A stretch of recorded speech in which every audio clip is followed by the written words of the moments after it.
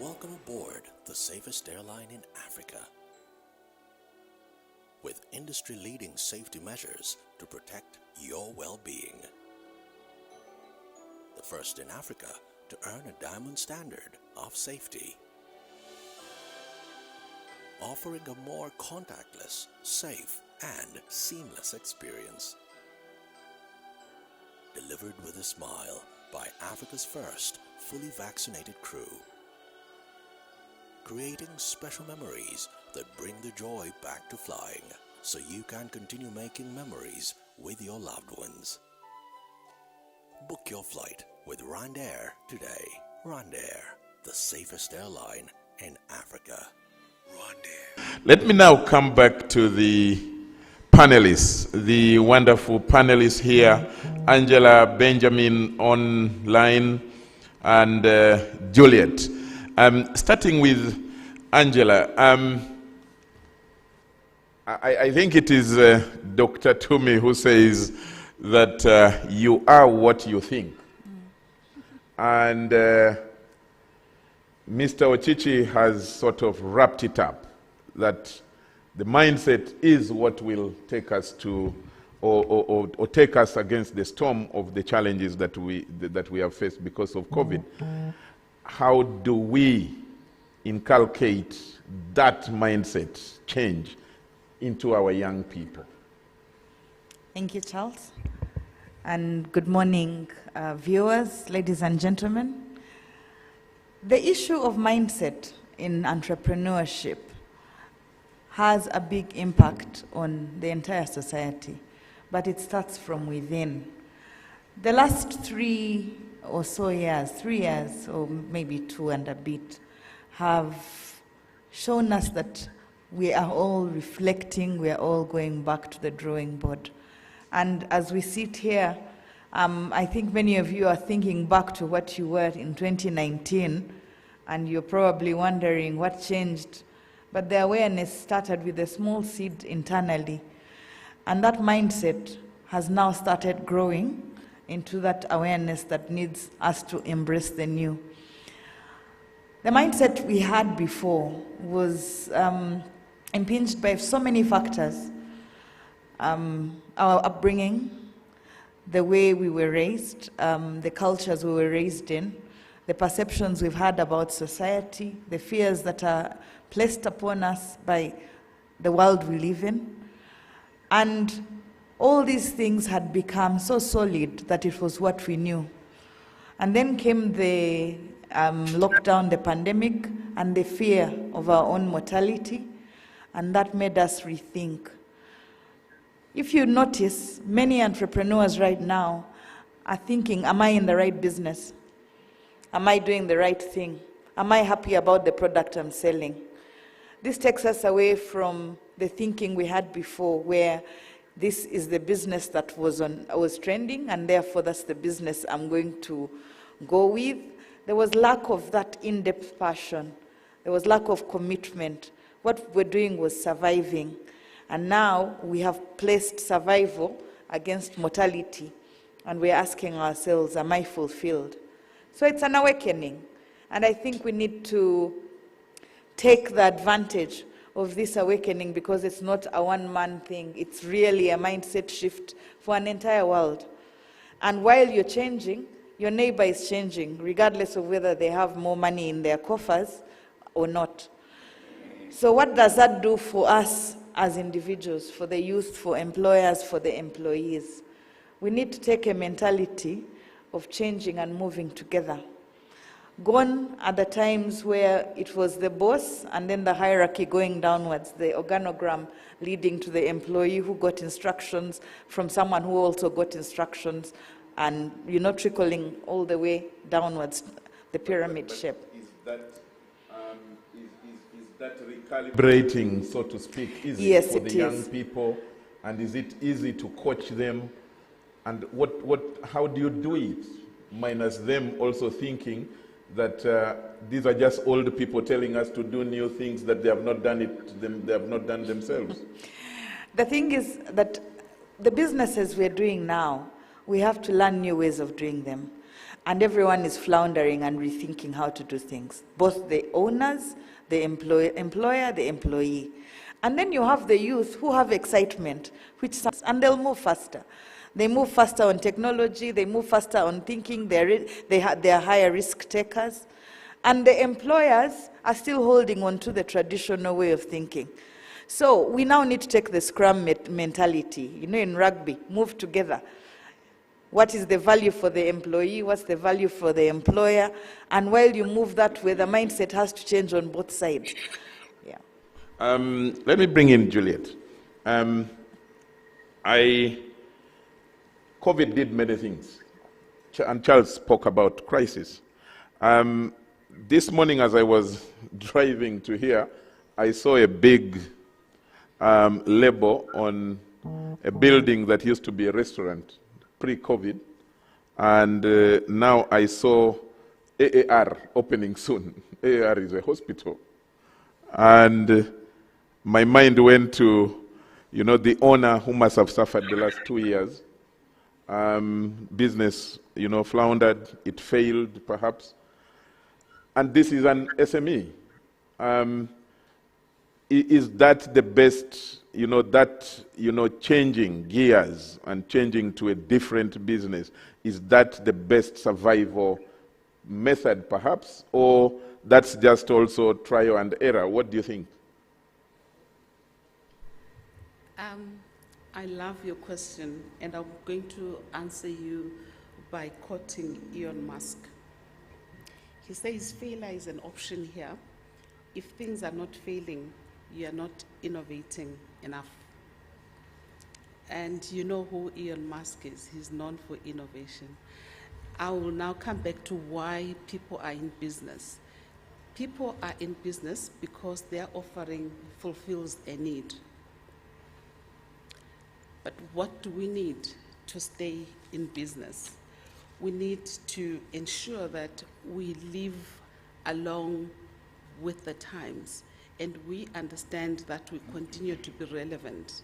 And we have to have that agility and the ability to change our mindset, to refine our offering, or even to stop and rethink and offer something that the customer needs.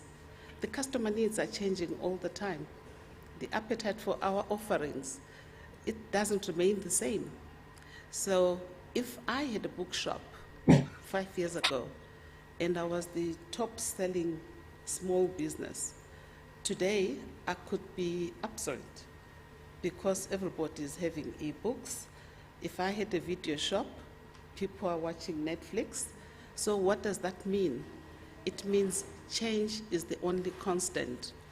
And therefore, as entrepreneurs, we have to be willing to change. We have to be willing to learn new things. We have to be willing to unlearn what we know. We have to be willing to let go some of the beliefs that we had that don't serve us now and that don't serve our customers going forward. So yes, businesses will go down, others will come up. There's absolutely nothing wrong with that. As an entrepreneur, you must have that ability and agility to look at the future. I want to follow up on that. I'm wondering, isn't that dangerous? And I need you to tell us how, better it should be done. Because if you say, perhaps I'm a doctor, and I have innovated a solution, and I know that is my expertise. Then because COVID came, now I have to run and set up a manufacturing industry for masks.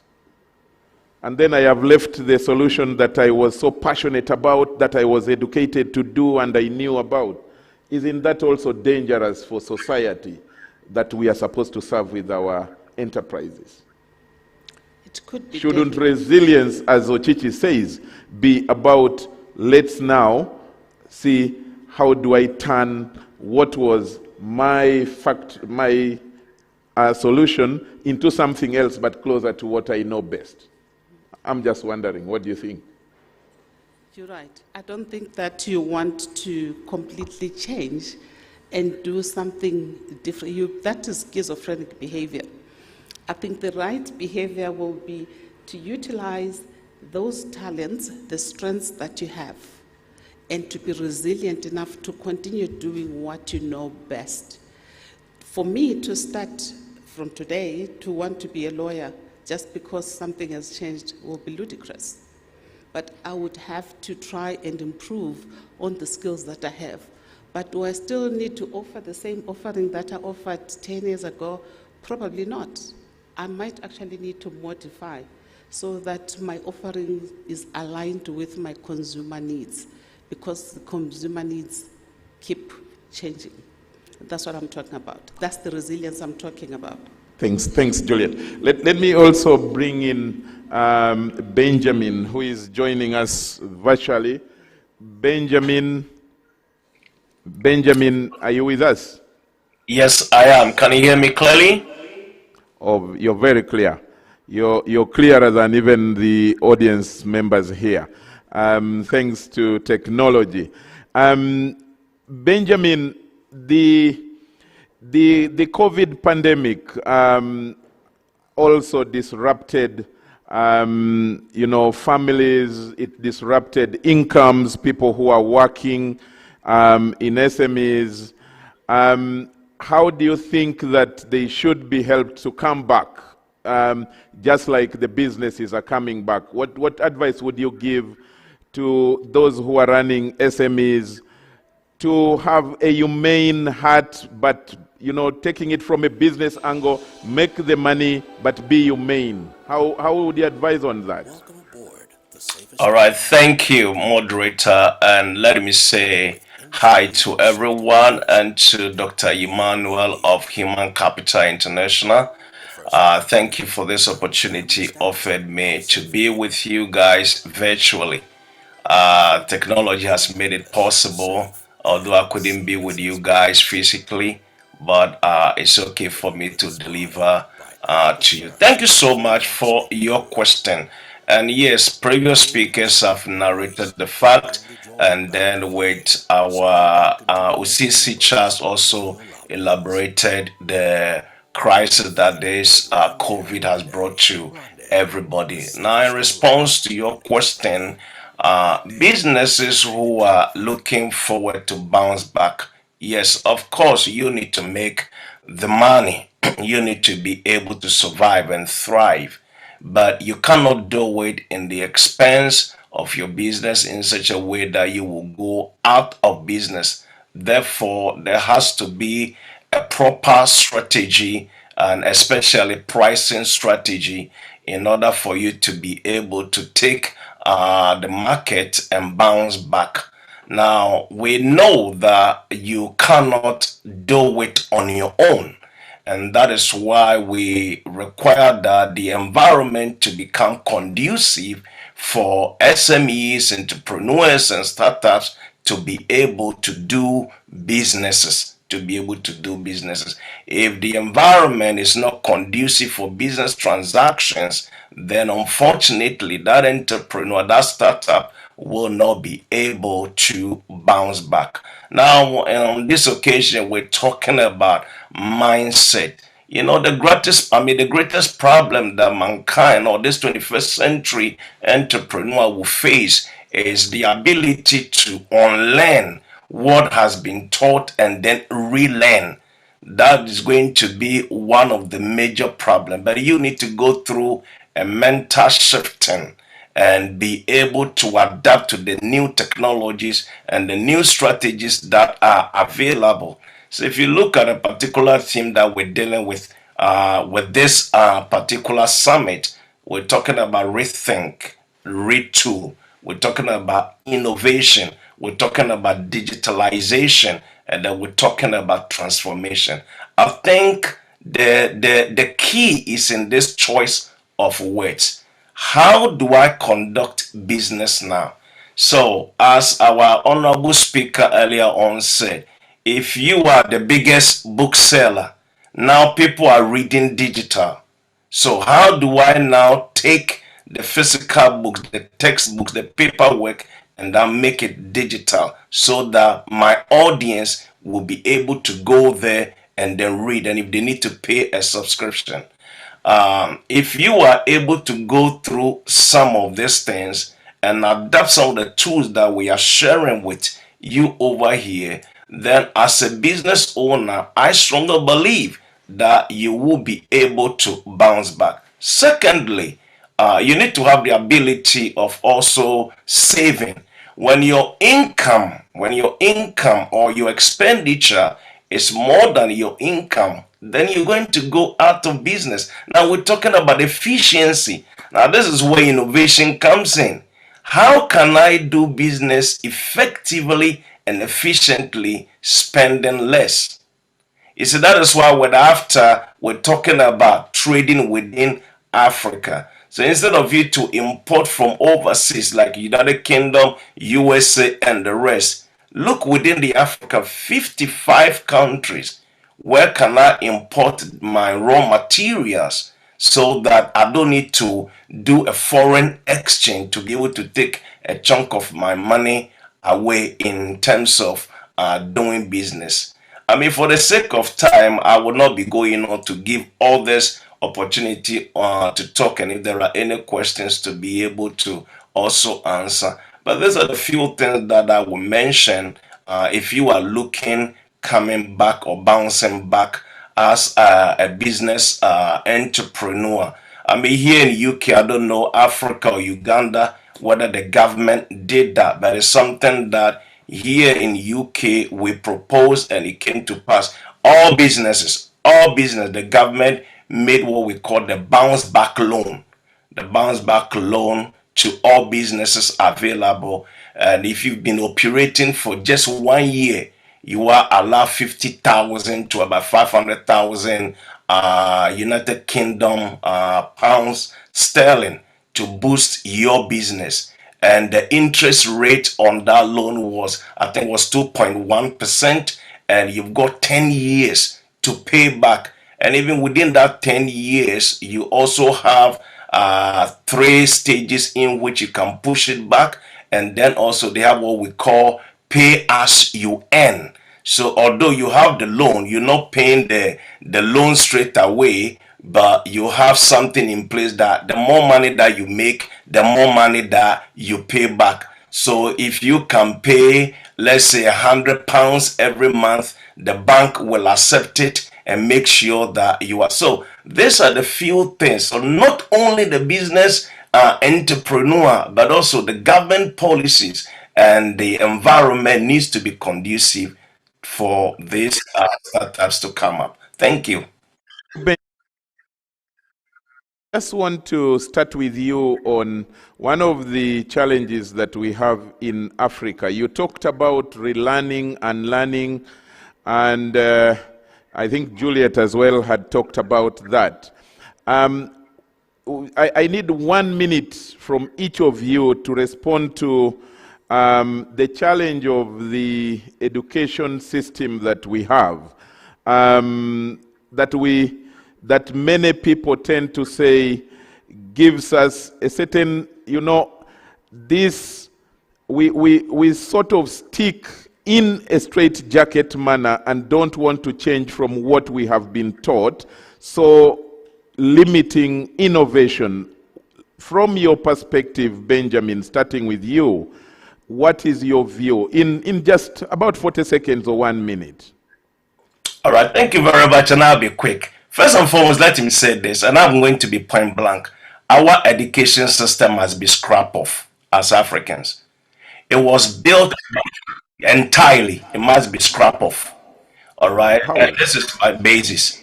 It was actually developed by the colonial masters, and it was developed with the intention of producing employees, not employers. So you do well in school by memorizing, but not thinking. So it made some of our people dumb without actually innovating anything. Now, if your schoolmaster is the one who is developing the curriculum, there's no employer who will pay employees to be equally rich like him. Let's get that straight on. Therefore, we need Benjamin, Yes. let me just challenge you, keeping with you a bit, to challenge you a bit. Is it the entire? And I am asking that because there was a presentation which talked about collaboration as being important. And we know that one of the strengths of the education system in Africa, or the social value of Africa, is the oneness, that Ubuntu, as they say in down South Africa, or even within us here. And my thinking was that that is a great value. That's a great education system that we inherited. So I'm challenging you again. Must it be the entire, spectrum of education that we inherited to be thrown out? All right, thank you very much. If you want to cure somebody of malaria, you got to uproot the cause of malaria, okay, which actually come from unhealthy environment and mosquitoes and stuff like that. But if you just spray on, all right, then at the end of the day, are you going to be able to get rid of malaria or mosquitoes from the area? The answer is no. So the root cause of our curriculum, okay, has been a problem. So if we want to really, I do understand the point of collaboration and looking at the syllabus, which ones that has worked. The world has moved on. Even the people that helped draft the curriculum, they've moved on. They have new curriculum. How are we still using 1860 curriculum to reproduce the 21st century entrepreneur? It's not going to work. Hence, okay, I will submit that. Let me bring in Juliet. By Nation is your go-to website for exclusive content with in-depth stories, analysis, and detailed coverage. Sign up with these quick and easy steps. Visit www.monitor.co.ug. Sign up for free for a limited period of time with either Facebook or Google. Or you can enter your email address, password, followed by your phone number. Click Sign Up. You are now a registered user. Your privacy will be protected when you share information with us. This registration is part of our effort to understand our audiences and make better business decisions to serve you better. For any queries, please contact us on 0312 301 230 or email us at customercareug@ug.nationmedia.com. Monitor, powered by Nation. Terms and conditions apply. Welcome to Nobel. Internet is not only important, but is part of us now. We use it in our studies, at work, home, and while going about our daily errands. However, an inconsistent internet connection is common and can be frustrating. But the good news is, we are here to the rescue. At Rock Telecom, we strive to promote integrity, dependability, innovation, customer service, and open-mindedness. Visit our website www.rocktelecom.co.ug for more information. Rock Telecom. Rock Telecom is licensed by the Uganda Communications Commission.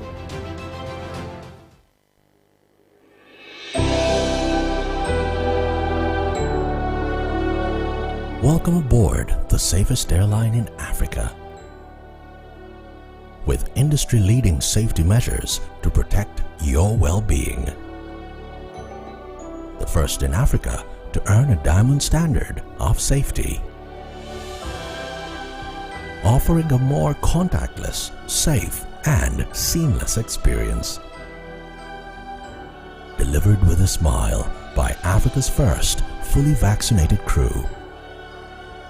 Creating special memories that bring the joy back to flying, so you can continue making memories with your loved ones.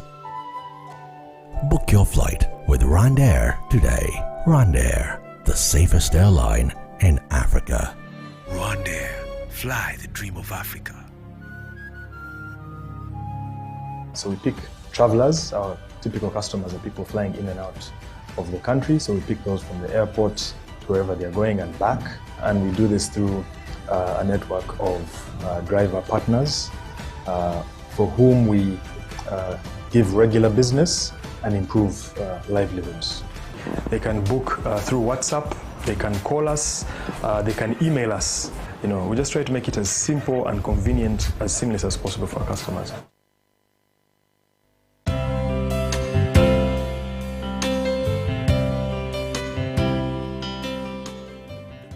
What is creating shared value all about? CSV is short for Creating Shared Value. It is a powerful business management concept that can promote companies to think differently about their approach to social and environmental issues. It is a strategy for addressing society's challenges through profitable business models. It's all about policies and practices that enhance the competitiveness of companies while improving social and environmental conditions in the regions in which they operate. CSV is not CSR. Creating shared value goes beyond philanthropy or corporate social responsibility. Shared value is not